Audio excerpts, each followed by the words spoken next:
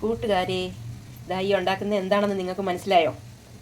ഇത് ഇവിടെ കിട്ടുന്ന ഒരു വഴുതനങ്ങയാണ്. ഇതിങ്ങനെ ഗ്യാസിൽ വെളിച്ചെണ്ണ വഴുതനങ്ങയുടെ മുകളിൽ ഇങ്ങനെ പുരട്ടിക്കൊണ്ട് ചെറിയ ഫ്ലെയിമിൽ നമുക്കിത് പൊള്ളിച്ചെടുക്കണം. അത് ആ ചെറിയ ഫ്ലെയിമിൽ തന്നെ ഇരുന്ന് വേകുമേ.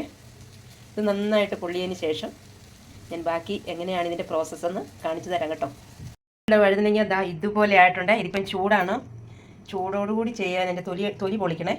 അപ്പോൾ അത് ചൂടോടുകൂടി ചെയ്യാൻ പറ്റത്തില്ല. നന്നായി തണുത്തതിന് ശേഷം മാത്രം അതിൻ്റെ തൊലി പൊളിച്ചെടുക്കണം. കണ്ടോ, എത്ര വലിയ വഴുതനങ്ങയായിരുന്നു. അത് ശരിക്കും അകത്തുനിന്ന് നന്നായിട്ട് വെന്ത കാരണം ചുളിഞ്ഞു പോയി. ഇനിയല്ലേ ഇതിൻ്റെ പണി കിടക്കുന്നത്. കൂട്ടുകാരെ, ഇതിൻ്റെ ചൂടൊക്കെ പോയിട്ടുണ്ട്. ഞാനപ്പോൾ അതിൻ്റെ തൊലി ഒന്ന് പൊളിക്കാൻ പോവാണ് കേട്ടോ. ഇതാ കണ്ടോ, അതിൻ്റെ തൊലി താണ്ട് ഇങ്ങനെ അങ്ങോട്ട് പൊളിച്ചെടുക്കണം കേട്ടോ. ഇങ്ങനെ അങ്ങോട്ട് പൊളിച്ചെടുത്തതിന് ശേഷം അതിലേക്ക് കുറച്ച് ചെറിയുള്ളി ഇല്ലെന്നുണ്ടെങ്കിൽ നമ്മളുടെ സവാള മതി കേട്ടോ.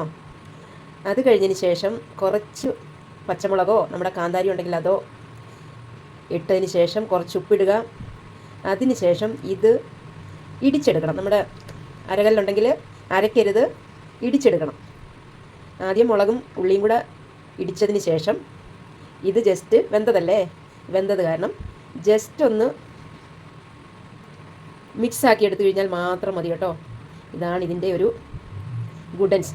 നമുക്ക് ചോറ് കഴിക്കാൻ അടിപൊളി ഒരു ചട്നിയാണ് വഴുതനങ്ങ ചുട്ടരച്ച സമ്മന്തി. ഇതിൽ തേങ്ങയൊന്നും ഇടാതെ വേണം ഇതെടുക്കാൻ. കണ്ടോ, ഇതിപ്പോൾ ഇതിൻ്റെ തൊലിയെല്ലാം ഞാനെടുത്ത് കളഞ്ഞിട്ടുണ്ട്. കണ്ടില്ലേ, സൂപ്പറായില്ലേ? ഇനി ഇതെന്നിട്ട് നമുക്ക് ചെറിയ പീസസ് ആക്കിയിട്ട് മിക്സ് ചെയ്തിട്ട് എടുക്കാം കേട്ടോ. അപ്പോൾ ഞാൻ ഇതിൻ്റെ ഉള്ളിലൊക്കെ ഒന്ന് നോക്കുകയാണ്. കണ്ടോ, ഇതിൻ്റെ ഉള്ളിൽ കണ്ടോ ഇരിക്കുന്നത്? കണ്ടോ, ഇങ്ങനെയാണ് ഇതിൻ്റെ ഉള്ളിലിരിക്കുന്നത്. ഉള്ളൊക്കെ നല്ലതായിട്ട് വെന്തിട്ടുണ്ട് കേട്ടോ. നമുക്ക് ഈ അരി എടുക്കണ്ട കേട്ടോ. അരി ഇഷ്ടമില്ല എന്നുണ്ടെങ്കിൽ അത് എടുക്കാതിരിക്കുന്നതായിരിക്കും നല്ലത്. അപ്പോൾ ഞാൻ അരി എടുക്കുന്നില്ല, അരി എടുത്ത് കളയാണ് കേട്ടോ. അതപ്പോൾ ഞാൻ ഓരോ ഭാഗങ്ങളായിട്ട് അരി എടുത്ത് കളയാണ്. അരി ഇടണ്ട, ഇഷ്ടമുള്ളവർക്ക് ഇടാം, കുഴപ്പമൊന്നുമില്ല കേട്ടോ. ഇതാ കണ്ടില്ലേ, ഇങ്ങനെ ഇത് നമ്മുടെ കൈകൊണ്ട് വേണേലും ഉള്ളിയും കാന്താരിമുളകോ പച്ചമുളകോ കൂടി ഒന്ന് ചതച്ചതിന് ശേഷം ഇത് നമ്മുടെ കൈകൊണ്ട് തന്നെ നമുക്ക് ഇത് ഇങ്ങനെ ആക്കി എടുക്കാമേ. അപ്പോഴേക്കും ഞാനൊരു ചെറിയ സവാള എടുത്തിട്ട് ഒന്ന് പൊളിക്കട്ടെ. അപ്പോഴേ ഞാൻ നമ്മുടെ സവാളയും കാന്താരിയും കൂടെ ചതച്ചെടുത്തിട്ടുണ്ട് കേട്ടോ. കുറച്ച് ഉപ്പിട്ട് ഞാൻ ചതച്ചിട്ടുണ്ട്. ഇതിപ്പോൾ നമുക്ക് ഇതിൻ്റെ മുകളിലോട്ട് ഇട്ട് കൊടുക്കാം. ഇനി അതിലേക്ക് കുറച്ചുകൂടെ വെളിച്ചെണ്ണയും ഉപ്പും കൂടി ഒഴിച്ചു കൊടുക്കാം. അപ്പോൾ കുറച്ച് ഉപ്പ് അങ്ങോട്ട് ഇട്ട് കൊടുക്കുക. അതിനുശേഷം നമ്മുടെ പച്ച വെളിച്ചെണ്ണ അങ്ങോട്ട് ചാരിച്ചു കൊടുക്കുക.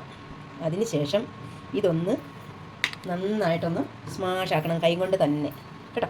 അപ്പോൾ നമുക്കിതൊന്ന് സ്മാഷ് ആക്കി എടുക്കാം. ഇത് മഹാരാഷ്ട്രയിലെ ആൾക്കാർ ഇതുണ്ടാക്കുന്നതാണ്. അവർ ചപ്പാത്തി കഴിക്കാനും ഒക്കെ ഇങ്ങനെ ഉണ്ടാക്കും, ചപ്പാത്തിയും ചോറും ഒക്കെ. അപ്പോൾ ഞാൻ അതിൻ്റെ കൂട്ടത്തിൽ പറയാൻ വിട്ടുപോയി, ഒരു 2 അല്ലി വെളുത്തുള്ളിയും കൂടിയിട്ട് ചതയ്ക്കാൻ വെക്കണം കേട്ടോ. കണ്ടോ, ഇപ്പം നമ്മളുടെ ചട്നി കണ്ടോ, എത്ര രസമാണെന്ന് നോക്കി, കഴിക്കാൻ തോന്നുന്നുണ്ടോ? അടിപൊളിയല്ലേ? അപ്പോൾ എല്ലാവരും ഇങ്ങനെയൊന്ന് ട്രൈ ചെയ്ത് നോക്കുക കേട്ടോ. ഇങ്ങനത്തെ വഴുതനങ്ങ നാട്ടിൽ കിട്ടുമോയെന്ന് എനിക്കറിയില്ല, ഇവിടെ ഇത് കിട്ടും. അപ്പം ഇങ്ങനെയൊന്ന് ഉണ്ടാക്കി കഴിക്കാൻ നോക്കുക, നല്ല ടേസ്റ്റാണ് കേട്ടോ. അപ്പം ഞാൻ നമ്മളുടെ വഴുതനങ്ങ ചട്നി വേറെ ഒരു പാത്രത്തിലേക്ക് ആക്കിയിട്ടുണ്ട്. നിങ്ങളെല്ലാവരും ഇങ്ങനെ ഒന്ന് ട്രൈ ചെയ്ത് നോക്കണം കേട്ടോ. ചോറിനാനൊക്കെ അടിപൊളി സാധനമാണ്. അപ്പം thank you for watching my channel.